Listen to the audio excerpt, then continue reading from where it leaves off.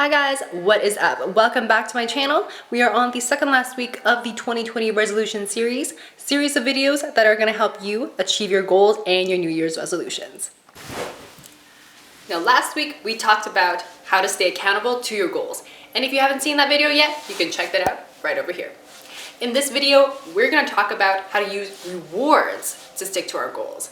Now I'm going to be talking about the 6 common mistakes we can make, how to actually use rewards to stick to your goals, and then I'll give you 25 easy examples on appropriate rewards. When we are looking forward to something, when we know that we can get something that makes us feel good just by carrying out a behavior, then that makes us even more motivated to carry out that behavior. Now before this week, we mainly relied on delayed rewards in order to motivate us to complete our goals, to meet our New Year's resolutions. And those with delayed rewards are your reasons for carrying out, for setting up your New Year's resolutions. Now studies show that these delayed rewards, they actually have a huge role to play in whether or not you persist in your goals, persist in achieving your resolutions. But research also shows that immediate rewards are a larger predictor and motivator of whether or not you actually persist in your goals. So what kinds of motivation can rewards actually give us? Well, one type of motivation is called intrinsic motivation. And that is really just when completing the actual goal is enough reward in itself and you need absolutely nothing else. But most of us will probably need something from the outside. So that is called extrinsic motivation, which is what I'll be talking about most in this video.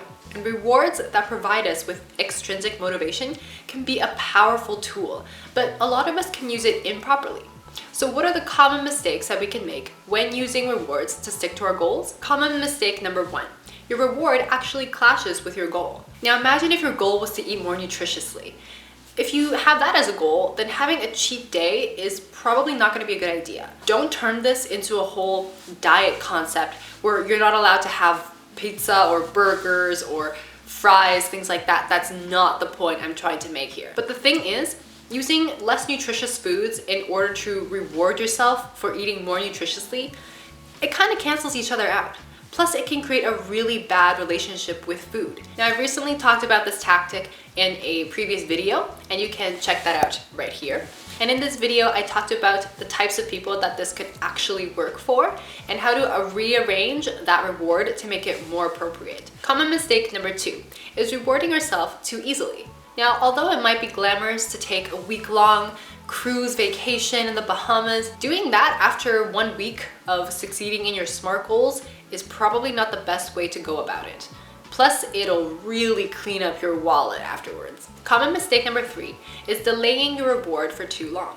Now remember when I said that immediate rewards are a strong predictor of persistence towards your goals? But if you wait too long, and I don't even have a watch there, but if you wait too long in between succeeding in your goals and then rewarding yourself, it might feel like you just never got a reward at all. It might be kind of difficult for you to mentally associate yourself with being rewarded. Common mistake number 4 is having rewards that clean out your wallet. Depending on what you buy, over time, it can really clean out your life savings. So it's a lot better if you try to find more affordable, or even better, free rewards so that you can continue this process, continue using this tool without having a stressful monthly bill. Common mistake number 5 is having rewards that create unhealthy habits. Getting hammered for meeting your corporate goals at work is gonna be really fun at first, but it'll make you feel super crappy the next day.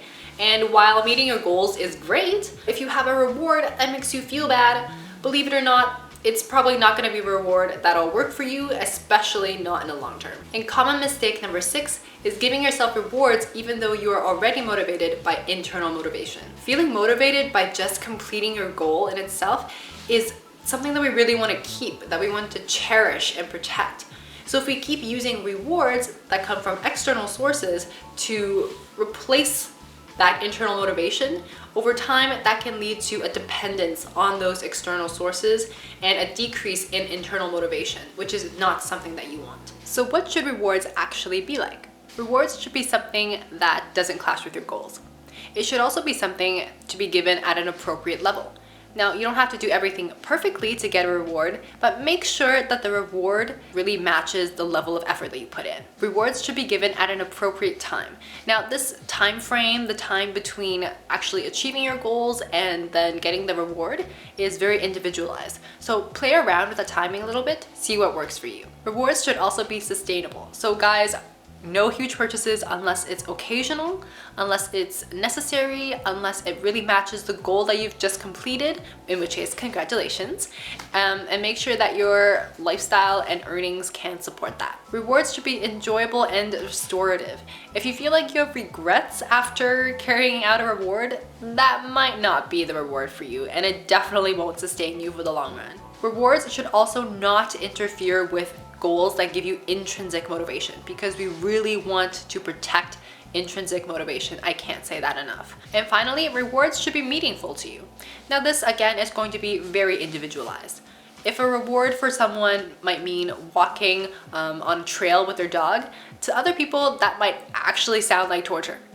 If a reward for someone is doing crossword puzzles or Sudokus, to someone else, that again would actually feel like the boringest thing on the planet. It would really depend on your preferences and your lifestyle. So really try a few, see what works for you, see what doesn't work for you. Really try to find a reward that is meaningful and enjoyable for yourself. So here are 25 examples of more appropriate rewards that you can use. Hanging out with a close friend or a group of close friends, playing board games with your family members or your friends, playing video games, go outside and taking your dog for a walk, playing with your dog, taking a nap, going to a local stand-up comedy show, or just really watching a stand-up on YouTube. That's one of my favorite things to do. Watching your favorite show on Netflix, rewatching your favorite movie of all time on Netflix, watching cute animal videos on YouTube, trying a food you've never tried but always wanted to, spending some time doing an adult coloring book, working on a puzzle, listening to your favorite song or artist, playing a musical instrument, singing, go walk a trail, read a book for longer than you usually do, get a nice coffee, play pool, take a bubble bath, go bowling with your friends and family, give yourself a positive pep talk in the mirror, or just take an evening off. Don't even worry about work or school or anything else. I mean, as long as you don't have any very, very tight deadlines. But plan it out so that you can take the entire evening off and just do whatever it is that you want to do and worry about nothing else. Now, your task this week is to come up with a few extrinsic motivation reward ideas, but only if you do not already receive enough intrinsic motivation from achieving your goals already. Now, my suggestion is give a few reward ideas a try. See what works for you, see what doesn't work for you, and once you figure out what does work for you, come back to this video and write it down in the comments because I want to know. If you feel like this video was helpful, then please give it a big thumbs up. And if you know someone who could really benefit from this type of information, then please share it with them. And don't forget to subscribe to my channel for further videos. Thank you so much for watching, and I'll see you next time.